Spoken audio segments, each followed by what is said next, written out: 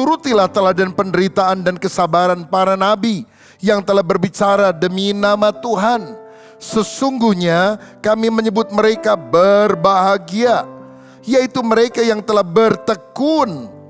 Kamu telah mendengar tentang ketekunan Ayub, dan kamu telah tahu apa yang pada akhirnya disediakan Tuhan baginya, karena Tuhan Maha Penyayang dan penuh belas kasihan. Amin. Saudara, kita sedang berada pada masa yang sulit. Pandemi COVID-19 belum berakhir di seluruh dunia, dan ini menimbulkan berbagai masalah. Masalah-masalah kesehatan terjadi. Selain itu, masalah ekonomi pun menghantui banyak orang yang penghasilannya menurun hari-hari ini. Bahkan beberapa diberhentikan daripada tempat pekerjaannya. Selama beberapa bulan terakhir kita harus stay at home, berada di rumah masing-masing. Mestinya itu disambut dengan gembira, karena pada waktu yang lalu kita sangat sibuk dari pagi sampai petang, kelelahan, ada di tempat pekerjaan, ada di luar rumah, ada di mobil karena kemacetan yang hebat. Sekarang kan stay at home. Tapi ternyata statistik menunjukkan pada masa di mana orang banyak di rumah, angka perceraian malah meningkat. Kalau nggak cerai, kekerasan dalam rumah tangga terjadi di mana-mana. Loh, kok aneh? Mestinya kan disambut dengan sukacita ketika kita bisa berada di rumah, punya banyak waktu untuk keluarga, waktu untuk Tuhan. Tapi justru kondisi ini dipahami secara negatif oleh banyak orang. Nah, Alkitab mengajarkan kepada kita di tengah kesulitan yang sedang kita alami seperti hari-hari ini, kita harus belajar sabar dan bertekun. Kata bersabar dari bahasa Yunani makrotumeo ditulis 4 kali dari perikop tadi. Dan kata bertekun dari kata Yunani hupomone ditulis 2 kali. Jadi keseluruhannya 6 kali, berkali-kali firman Tuhan berkata, masa sulit sabar, masa sulit tekun. Kalau firman Tuhan ngomong sekali kita harus perhatikan, apalagi 2-3 kali, ini sampai 6 kali. Berarti kesabaran dan ketekunan adalah karakter yang Tuhan inginkan untuk kita miliki pada masa sulit ini. Tuhan mau kita bertumbuh di dalam kesabaran, belajar sabar di saat sukar. Saya membaca dari Kamus Besar Bahasa Indonesia, kata sabar itu berarti tahan menghadapi cobaan.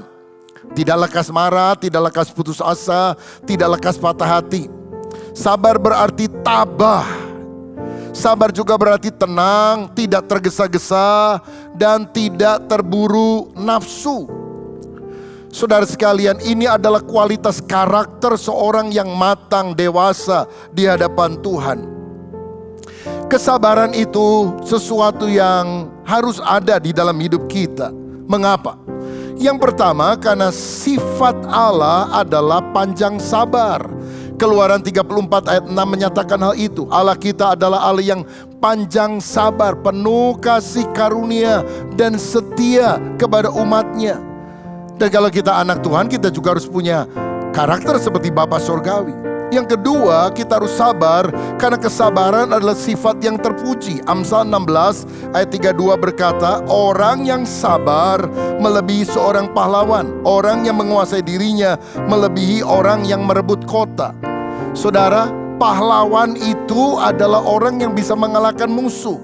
Tapi orang yang sabar lebih hebat daripada pahlawan. Karena musuh terbesar bukan orang lain. Musuh yang terbesar adalah diri kita sendiri. Hawa nafsu yang harus kita tundukkan. Dan orang yang ulet, tabah, sabar, gigih adalah orang yang benar-benar lebih hebat daripada pahlawan. Karena karakternya dipuji oleh Tuhan. Lagi pula menurut Alkitab Galatia 5 ayat 22-23, salah satu buah roh adalah kesabaran. Dan buah roh artinya sifat yang dihasilkan oleh orang yang hidupnya melekat kepada Kristus.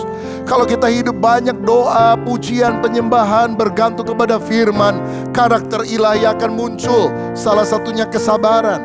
Jadi kalau hari-hari ini saudara kehilangan kesabaran, suka marah-marah, lekas emosi, coba cek relasimu dengan Tuhan pasti terganggu, tidak sedang baik-baik saja. Dan itu sebabnya angkara murka, tidak sabar muncul dalam hidup kita. Benahi relasi kita dengan Tuhan, Raja di atas segala raja itu, sehingga buah roh mengalir dalam kehidupan kita. Nah, saya percaya bahwa kesabaran yang sejati akan nampak dalam 3 aspek ini. Yang pertama, kita harus sabar terhadap sesama. Kolose 3 ayat 13 berkata, sabarlah kamu seorang terhadap yang lain, dan ampunilah seorang akan yang lain, apabila yang seorang menaruh dendam terhadap yang lain. Sama seperti Tuhan telah mengampuni kamu, kamu perbuat jugalah demikian. Tuhan mau kita memiliki kesabaran ketika melihat kekurangan, cacat celah, bahkan kesalahan orang lain terhadap diri kita. Kadang kita ngambek-ngambek sama suami, sama istri, udah jengkel banget, apalagi sama mertua. Mertua cerewet, mertua galak. Walaupun saya dengar sekarang zamannya bukan menantu takut sama mertua, tapi mertua yang sekarang takut sama menantu. Tapi saudara, kadang-kadang kita nggak bisa bersabar melihat kekurangan orang lain. Tetapi Tuhan mau kita menjadi orang yang tidak cepat marah, mengendalikan emosi kita yang negatif, bisa menahan diri. Amsal 15 ayat 18 berkata demikian, si pemarah membangkitkan pertengkaran, tetapi orang yang sabar memadamkan perbantahan. Walaupun ada orang ngomongnya gak enak saudara, membangkitkan perbantahan, tapi orang yang sabar menanganinya dengan kepala dan hati yang dingin, sehingga percekcokan tidak terjadi. Bisa menahan diri, tahan nafsu. Orang yang sabar juga tidak membalas dendam, tapi mau mengampuni orang yang bersalah. Yesus mengajar di dalam Matius pasal 5 ayat 39. Pada waktu dia menyampaikan khotbah di bukit, tetapi aku berkata kepadamu, janganlah kamu melawan orang yang berbuat jahat kepadamu, melainkan siapapun yang menampar pipi kananmu, berilah juga kepadanya pipi kirimu. Ini tentu tidak hurufiah. Kalau kita ditabok sama orang, nih satu lagi supaya puas, bukan begitu. Tapi jangan kalah terhadap kejahatan, tapi kalahkanlah kejahatan itu dengan kebaikan. Ayat 44. Tetapi aku berkata kepadamu, kasihilah musuhmu dan berdoalah bagi mereka yang menganiaya kamu. Ini sesuatu yang sulit, bahkan mustahil. Bagaimana kita bisa mengasihi musuh kita? Bagaimana kita bisa bersabar melihat cacat celah orang lain? Saya percaya kuncinya bukan dari diri sendiri. Kuncinya kalau kita hidup di dalam kasih Allah. Karena ketika Roh Kudus dicurahkan di dalam hati kita, bukti yang nyata, ada kasih di dalam hati yang kita bisa bagikan kepada orang lain. Roma 5 ayat 5. Nah, 1 Korintus 13 itu adalah pasal tentang kasih. Dan ayat 4 berkata, kasih itu sabar, kasih itu murah hati.